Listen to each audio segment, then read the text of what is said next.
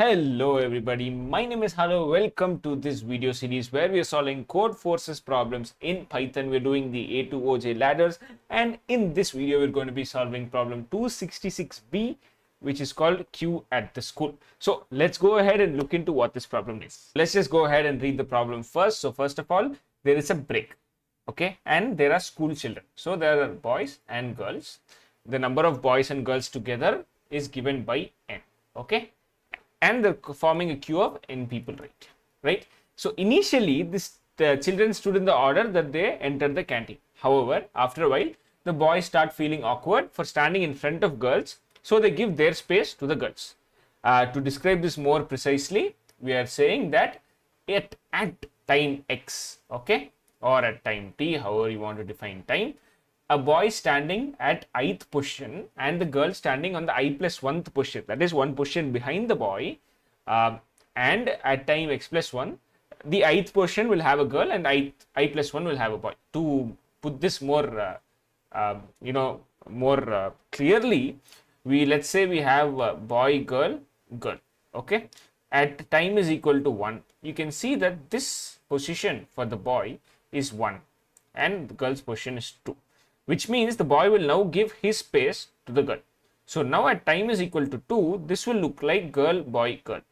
And now again at time is equal to 2, the boy will be at second place, girl will be at third place, which means the boy will again give his Q spot to the girl. So at time is equal to 3, now you will be getting girl, girl, boy.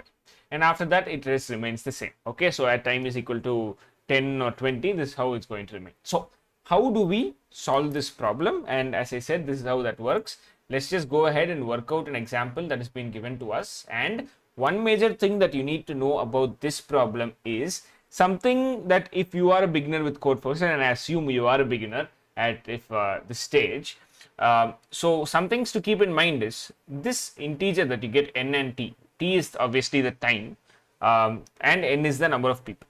You see that both of them is very small. So you get n, which is up to 50. And when you get very small numbers, that means generally the solution will be kind of a brute force solution, okay. So we can just check whatever this is given and we can apply that into the solution directly and it should work. So let's just work out one example before we move on to the code. Let's say we have b, g, g, b, g.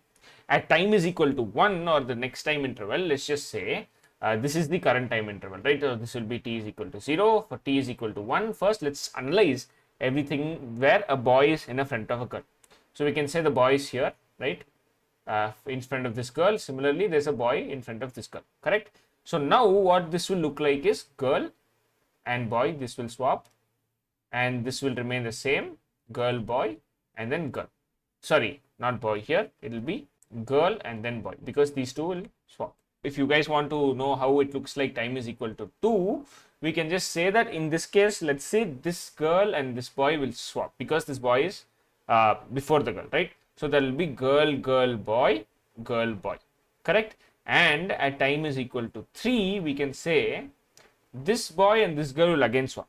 So finally this list will look like girl, girl, girl, boy, boy, okay? So I mean at any combination, it will be at time is equal to at some time, there will be all girls followed by all boys, okay? So that's how that works. But for now, I think this is how this algorithm is and this is how this problem is formulated. I hope you guys are able to understand how to do this. Let's just put this into code, very simple code. And one major thing to keep in mind is while we are checking, and we're just going to be doing exactly as how I've mentioned here, but let's say as time is equal to 0, right?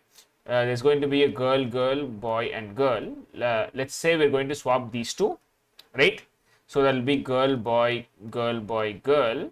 We must not swap these two at time is equal to 1. So whatever change we are making, we should make sure that, let's say we have a pointer right here to first check if this is a boy and that boy is followed by a girl, in which case we swap the two. We must make sure to move this particular pointer to the next value so that this swap does not happen at time is equal to 1.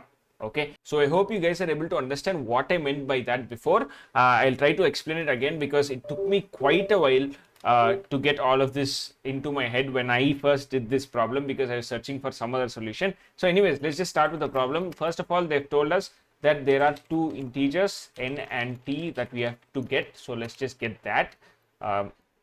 Input dot r strip dot split, and yeah, so n and t will be the elements of the list, and so list of 0 will be n, list of 1 will be t. Okay, we got n and t. Now let's get a string input, because that's how that works. I hope you guys are able to understand this. If you guys aren't, let me know down in the comments. Okay, now once we have the string input, let's just convert this into a list. Okay, so let's just create a list LST, and using list confidential, let's just say for I in st, let give every element into list. So how that look like? It'll look like b comma g comma g comma b, for example, something like that. Okay, then let us iterate this over t times, because if we want to say take for time is equal to 3, we need to start from time is equal to 1, time is equal to 2, and then only move on to time is equal to 3. That's why we are iterating this. Next, let us declare a variable called I and set that to 1. This will be the pointer that we are dealing with. If you, in case you guys saw over here, we are looking at pointers, right? So that is how that will work. We do while I less than n. N is the obviously length of the queue, so that should be fine. Once that length passes, we'll just break out of this while loop. Okay. Next, what are we going to check? That is the important condition. So we have a list here.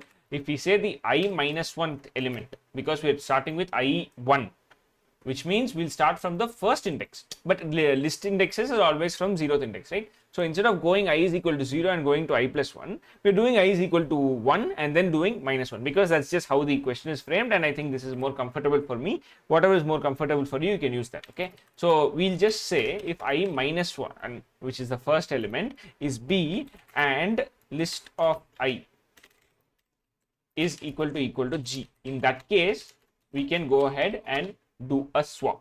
Okay, so how will that look like? List of I minus 1 comma list of I will now become list of I comma list of I minus 1. Okay, that's, we're just simply doing a swap, and here we are then increasing this I pointer by 1, and this is done so that we can skip the pair. Okay, so let's say we're checking b and g, then it will again check with the other thing. As we discussed here, we need not put all these cases into one. At t is equal to 0, only t is equal to 0 should take place. So in case b is g is going there, we don't want b to check with the next girl also. That should be in the next time interval only. That is why we are skipping that particular pointer alone, so that it does not come back to that. Okay, and then obviously we are going to be increasing the pointer by 1 in case there are no if the if statement does not go through. So if the if statement goes through, we are skipping 2 pointers. If not, we are just skipping once. Okay, so that we can iterate to the next element. And that's it, guys. Once we are doing this, we will get a list of the latest time interval. We can just go ahead and print this list by just doing this. Yeah, this should work. Just dot join function, and then if we just go through and run this, hopefully this should work. Let's see. Yeah, all the test cases have passed. Let us just go ahead and submit the solution as well to show that yeah, this is what the solution looks like. So yeah, that is it for this video, guys. I hope this helped. This may be a little confusing for you. I mean, obviously it was a lot confusing for me when I first attempted this question. So in case you guys have any questions, or if you guys have alternate logics on how to do this question, please feel free to put that down in the comment section so that other people can look at it, and if they feel that your solution is a lot more comfortable for them, they can go ahead with that. Thank you so much for watching. I'll see you guys in the next video. I hope this video is helpful. If it was, please hit the like button. Bye bye.